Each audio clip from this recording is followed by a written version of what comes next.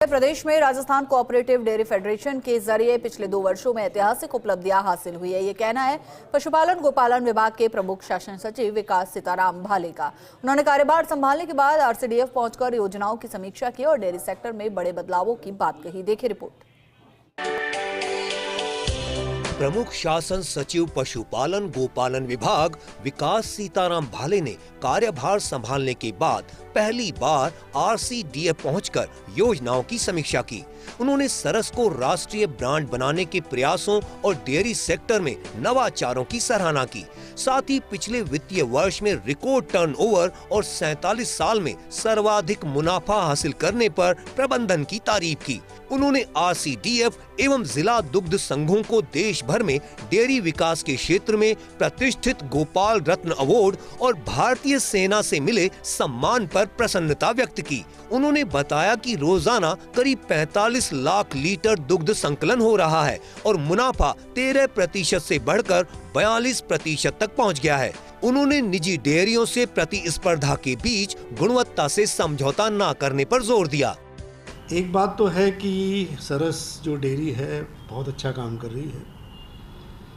मैं जब 1.5 साल पहले यहाँ था तो हमारा जो पीक प्रोक्योरमेंट था वो 32 lakh metric tonne per day था और आज मुझे आपको बताते हुए बड़ी खुशी हो रही कि हमारा जो पीक प्रोक्योरमेंट था 45 lakh metric tonne per day का पहुँच चुका था।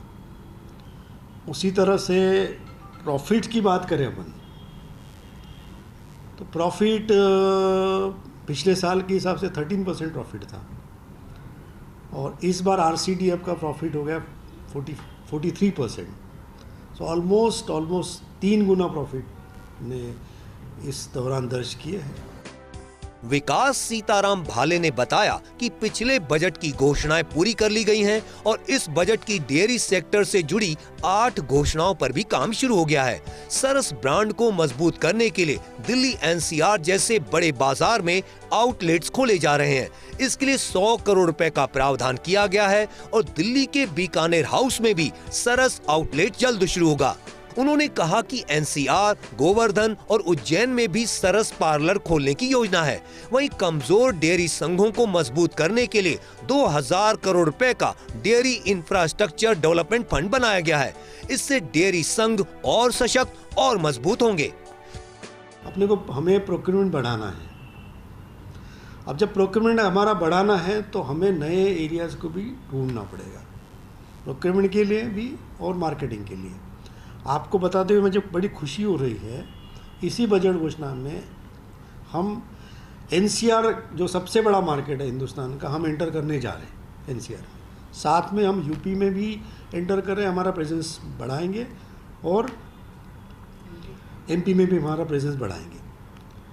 अमूल का जो है प्रोक्योरमेंट, उनका जो प्रोडक्शन है वो कम है, लेकिन उनका प्रोक्योरमेंट हमसे कम आज की तारीख में 5 गुना है। उन्होंने गुणवत्ता नियंत्रण के लिए राज्य स्तरीय क्वालिटी कंट्रोल डैशबोर्ड बनाने का सुझाव दिया ताकि डेयरियों के दूध और उत्पादों की बेहतर मॉनिटरिंग हो सके। साथ ही आधुनिक टेस्टिंग मशीनें लगाने और कैमल मिल्क पाउडर सहित नए डेयरी उत्पाद विकसित करने पर जोर दिया। इस दौरान आरसीडीएफ की एमडी श्रुति भारद्वाज ने विभाग की उपलब्धियों और भविष्य की योजनाओं की जानकारी दी। दिल्ली एनसीआर के साथ अब धार्मिक स्थलों पर भी सरस आउटलेट्स खोले जाएंगे। मुख्यमंत्री भजनलाल शर्मा की ओर से बजट में सरस प्रचार प्रसार के लिए 100 करोड़ रुपए के व्यय की घोषणा की गई थी और इसी घोषणा के अनुरूप अब दिल्ली के बीकानेर हाउस में सरस पार्लर खोलने के लिए भूमि आवंटन हो गया है। इसके साथ ही गोवर्धन परिक्रमा और उज्जैन महाकाल मंदिर के पास सरस पार्लर खोलने की प्रक्रिया भी राजस्थान कोऑपरेटिव डेयरी फेडरेशन की ओर से शुरू कर दी गई है।